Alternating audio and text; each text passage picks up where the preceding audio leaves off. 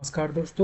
दोस्तों इंडिया की एक बैंक है जिसको कि हम लोग आरबीआई कहते हैं, यानी कि रिजर्व बैंक ऑफ इंडिया। इस रिजर्व बैंक ऑफ इंडिया ने अभी रिसेंटली एक नया प्रपोजल लेकर के आई है। फ्रेंड्स, ये जो आरबीआई ने अपना जो नया प्रपोजल लेकर के आया है, उस प्रपोजल का कहना है कि इंडिया के अंदर जितने भी डिजिटल पेमेंट्स होते हैं उन सारे पेमेंट्स को 1 आवर का होल्ड मिल जाए। यानी फ्रेंड्स, वैसे ये जो रिजर्व बैंक ऑफ इंडिया है वो चाहती है कि इंडिया के अंदर जो जो डिजिटल जो भी फ्रॉड होते हैं, जो भी स्कैम्स होते हैं, उन सारे स्कैम्स को कम किया जाए, ख़त्म किया जाए। और इसी कारण से फ्रेंड्स, ये जो आरबीआई है इसने ये नया प्रपोजल लेकर के आई है। फ्रेंड्स, वैसे इंडिया के अंदर जो डिजिटल जो पेमेंट्स है इसका क्रेज काफ़ी लंबे समय से हो रहा है। वैसे लगभग यदि देखा जाए तो पिछले 4 से 5 साल से ही इंडिया के अंदर डिजिटल पेमेंट जो है वो एक तरह से बूस्ट कर रहा है। क्योंकि फ्रेंड्स, अब जो इंडिया के जो अधिकतर लोग हैं वो क्या करते हैं, वो डिजिटल पेमेंट करना अधिक चाहते हैं। क्योंकि डिजिटल पेमेंट करना काफ़ी आसान है और इसके लिए बार बार बैंक में जाना नहीं पड़ता है फ्रेंड्स। और ये जो डिजिटल पेमेंट है इसको बड़े ही आसानी से किया जा सकता है। और जब से ये यूपीआई आया है, यानी कि यूनिफाइड पेमेंट इंटरफेस, तब से जो है इंस्टेंट पेमेंट भी आसानी से किया जा सकता है। यानी कि हम जब चाहें तब आसानी से किसी को पेमेंट भेजेंगे और उस व्यक्ति को पेमेंट मिल भी जाएगा फ्रेंड्स। लेकिन ये जो आरबीआई ने जो एक नया रूल को जो प्रपोजल लेकर के आई है कि जितने भी ट्रांजैक्शंस होंगे उन सभी को 1 घंटे के लिए होल्ड कर दिया जाए। तो उसके पीछे का जो मेन कारण है कि डिजिटल पेमेंट्स वाले जितने भी फ्रॉड्स होते हैं उन सभी से लड़ा जाए, उन सभी से बचाया जाए फ्रेंड्स।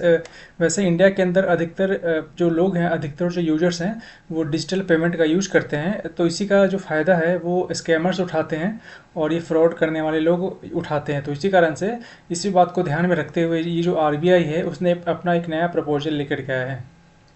फ्रेंड्स। अक्सर क्या होता है कि जितने भी फ्रॉड करने वाले लोग होते हैं या फिर जितने जितने भी ये स्कैमर्स होते हैं वो क्या करते हैं, वो किसी भी कभी कभी क्या करते हैं, किसी किसी व्यक्ति को मैसेज करते हैं या फिर कॉल करते हैं और वो बताते हैं कि उसको पैसे का नीड है, अर्जेंट नीड है। और वो जो व्यक्ति होता है जिसके पास वो मैसेज करते हैं या फिर कॉल करते हैं, वो अचानक से जल्दीबाजी में क्या करता है, वो उस अननोन पर्सन को पैसा भेज देता है। और फ्रेंड्स, इसमें ये जो यूपीआई जो सिस्टम आया है ये एक तरह से इंस्टेंट पेमेंट सिस्टम भी देता है। यानी कि यूपीआई का यूज करके हम लोग बहुत ही फास्ट तरीके से पेमेंट कर सकते हैं। तो जब ये जो स्कैमर है जब किसी व्यक्ति को कॉल करके या फिर मैसेज करके उससे पैसा का डिमांड करता है, और कोई व्यक्ति जो कि काफ़ी कम अवेयर है या फिर जिसको बहुत सही से पता नहीं है, वो क्या करता है, वो उस अनजान पर्सन के अकाउंट में पैसा भेज देता है। और इसी कारण से वो जो व्यक्ति है उसके साथ फ्रॉड हो जाता है और उसका जो पैसा है वो उसके पास चला जाता है और वो जो व्यक्ति है वो काफ़ी परेशान होता है। तो फ्रेंड्स, इन्हीं सभी चीज़ों को ध्यान में रख करके आरबीआई ने ये नया रूल का प्रपोजल लेकर के आई है फ्रेंड्स। अब यहाँ पे एक सवाल आता है कि ये जो नया रूल लाया गया है आरबीआई की तरफ से, यानी कि ये जो नया प्रपोजल अभी आरबीआई लेकर के आई है, तो ये जो 1 आवर का जो डिले दिया गया है ये क्यों दिया गया है। तो फ्रेंड्स, आप इसको ऐसे समझ सकते हैं कि मान लेते हैं कि आपको किसी को पैसा भेजना है। और एक और बात आपको मैं बताना चाहूँगा फ्रेंड कि ये जो रूल लाया गया है, ये जो नया प्रपोजल लाया गया है आरबीआई की तरफ से, इसमें प्रपोजल रखा गया है कि ये वो जो अमाउंट है वो 10,000 होना चाहिए या 10,000 से ऊपर होना चाहिए। यानी कि यदि आप या फिर कोई भी यूजर यदि वो किसी भी व्यक्ति को पैसा भेजता है, तो यदि वो जो पैसा का जो अमाउंट है वो 10,000 है या फिर 10,000 से ज़्यादा है, तो जो है जब आप पैसा भेजेंगे तो आपको 1 आवर का यानी 1 घंटे का होल्ड मिलेगा। तो ये जो होल्ड है, अभी मैं इसी को आपको समझाता हूँ। मान लेते हैं कि आप किसी को पैसा भेजना चाह रहे हैं और ये जो अमाउंट है 10,000 है या फिर 10,000 से ज़्यादा है। तो आप जैसे पैसा उसको भेज देंगे तो क्या होगा कि आपका जो आपके तरफ से पेमेंट तो चला जाएगा, आपकी तरफ से पेमेंट तो सक्सेस हो जाएगा।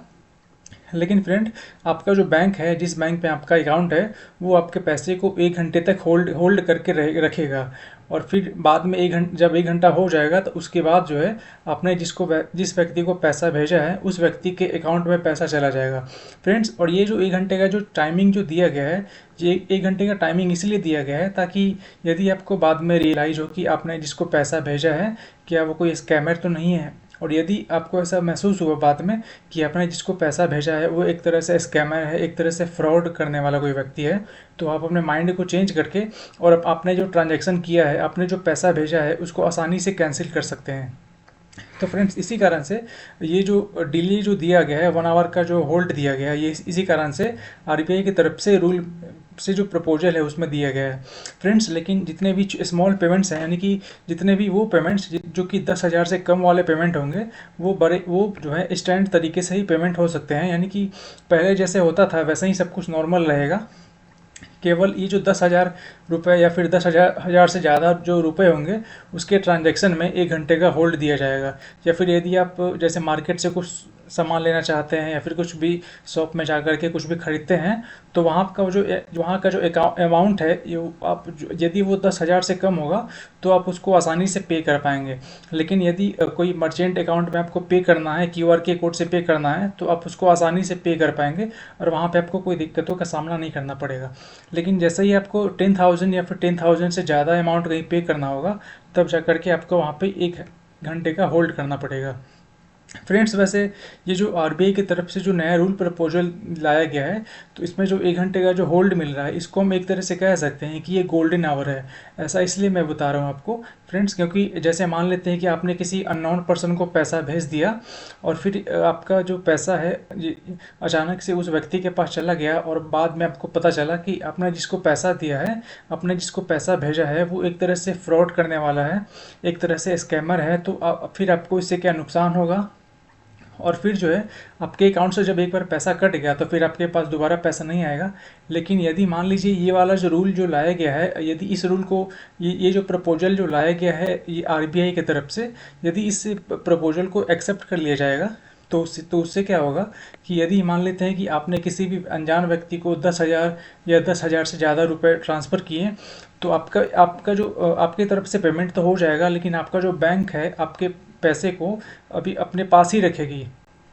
और इसी बीच में यदि आपको मालूम चला या फिर किसी भी तरीके से पता चला कि आपने जिसको पैसा भेजा है वो गलत इंसान है, तो आप चाहें तो उसको आसानी से उसको कैंसिल कर सकते हैं ट्रांजैक्शन को। तो इसी कारण से फ्रेंड इसको बोला, इस आवर को हम बोल सकते हैं कि ये जो 1 आवर का जो टाइम दिया जा रहा है, ये एक तरह से गोल्डन आवर है।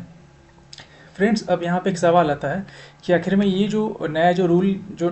के बारे में जो आरबीआई ने जो जो नया प्रपोजल लेकर के आया है, इसको ये किस तरीके से मैटर करता है, ये ज़्यादा इम्पोर्टेंट क्यों है हमारे लिए। तो फ्रेंड्स जैसे हम लोग जानते हैं कि इंडिया के अंदर अधिकतर जो लोग हैं वो ऑनलाइन पेमेंट यूज करना चाहते हैं और उसके लिए वो यूपीआई का भी यूज करते हैं। और ये जो है ऑनलाइन पेमेंट काफ़ी आसान होता है और बड़े ही कम समय में हो जाता है। लेकिन फ्रेंड्स ये हमारे लिए इसलिए इम्पोर्टेंट है क्योंकि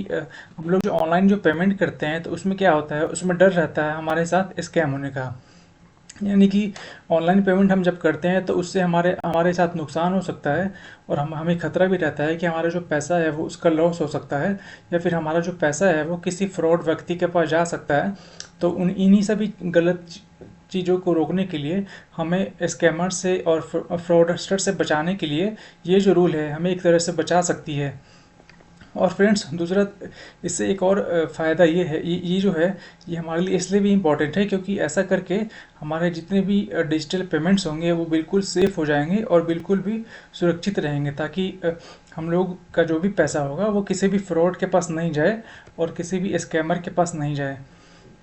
लेकिन फ्रेंड्स ये तो एक तरह से इसका बेनिफिट हो गया कि हम लोगों का जो पैसा है वो किसी फ्रॉड व्यक्ति के पास नहीं जाएगा, किसी स्कैमर के पास नहीं जाएगा। लेकिन इसके साथ साथ कुछ हमारे कंसर्न भी है इसको लेकर के, क्योंकि फ्रेंड्स ज़रूरी नहीं है कि हम ये जो प्रपोजल लाया गया है वो हर तरह से सही हो। क्योंकि जैसे एग्जांपल के लिए इसे समझ सकते हैं कि कभी कभी क्या होता है, किसी व्यक्ति को इमरजेंसी हो जाता है या फिर अचानक से किसी को हॉस्पिटल में जाना पड़ता है अर्जेंटली। तो उस समय क्या होता है, हॉस्पिटल में जाएगा तो वहाँ पे फिर वो बिल कैसे पे करेगा, क्योंकि हॉस्पिटल में तो वहाँ पे तो ज़्यादा अमाउंट में बिल पे करना होता है। तो एक तरह से हम बोल सकते हैं कि ये इसके बारे में थोड़ा सा हमें सोचना पड़ेगा,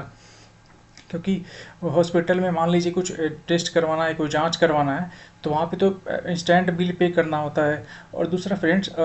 यहाँ पे एक और चिंता की बात है कि जितने भी इंश्योरेंस के जो प्रीमियम होते हैं वो भी इंस्टेंट करने होते हैं। ऐसा नहीं है कि हम लोग अभी पेमेंट करेंगे तो 1 घंटे बाद इंश्योरेंस वाली कंपनी को मिले। तो ऐसा करके क्या हो सकता है, जैसे मान लेते हैं कि कोई व्यक्ति है जो कि एकदम लास्ट टाइम पे इंश्योरेंस का प्रीमियम भरा है, लेकिन जब लास्ट मोमेंट पे उसने इंश्योरेंस का प्रीमियम भर दिया है तो उसके साथ क्या हो सकता है कि जब 1 घंटे के बाद जब इंश्योरेंस वाली कंपनी के बाद पैसा पहुंचेगा तो फिर उस व्यक्ति को इंश्योरेंस का जो बेनिफिट मिलना था वो नहीं मिल पाएगा। तो फ्रेंड्स, इसीलिए हम बोल सकते हैं कि ये जो जो पेमेंट का जो ये जो रूल लाया गया है, एक तरह से इंश्योरेंस वालों के लिए और हॉस्पिटलों वालों के लिए थोड़ा सा कंसर्न का बात है, एक तरह से चिंता का बात हो सकता है फ्रेंड्स। लेकिन जितने भी एक्सपर्ट्स हैं वो उनका मानना है कि वैसे ये जो रूल लाया गया है वो एक तरह से अच्छा रूल है, क्योंकि इंडिया के अधिकतर जो यूजर्स हैं वो डिजिटली पेमेंट करना पसंद करते हैं। लेकिन ये जो रूल है इसके साथ में कुछ हमें एक्सेप्शंस देने चाहिए, यानी कि हमें कुछ छूट मिलनी चाहिए। जैसे कि ये हॉस्पिटल पे या फिर इंश्योरेंस वाली कंपनियों को इन सभी जगहों पे या फिर इन सभी जगहों पे पेमेंट जो है वो इंस्टेंट करना चाहिए, ताकि हमारा जो इलाज भी होता रहे और इंश्योरेंस भी हमारा बंद ना हो और इंश्योरेंस भी जो है वो हमारा चलता रहे। तो फ्रेंड्स, ये तो एक तरह से आरबीआई की तरफ से एक नया कदम उठाया गया है, ताकि इंडिया के अंदर जो जितने भी डिजिटल फ्रॉड होते हैं या फिर जितने भी डिजिटल स्कैम्स होते हैं उसको रोकने के लिए। लेकिन यदि ये जो नया जो प्रपोजल लाया गया है आरबीआई की तरफ से, यदि इसके अंदर कुछ चेंजेस करके इसको यदि कुछ और बेहतर तरीके से बनाया जाएगा तो ये जो है एक तरह से हमारे इंडिया के अंदर फ्यूचर में हमारे जो जो भी पेमेंट होगा डिजिटल पेमेंट, उसको बिल्कुल सेफ कर पाएगा। और हमारे जो इंडिया के जो भी यूजर है जो कि पेमेंट करते हैं ऑनलाइन,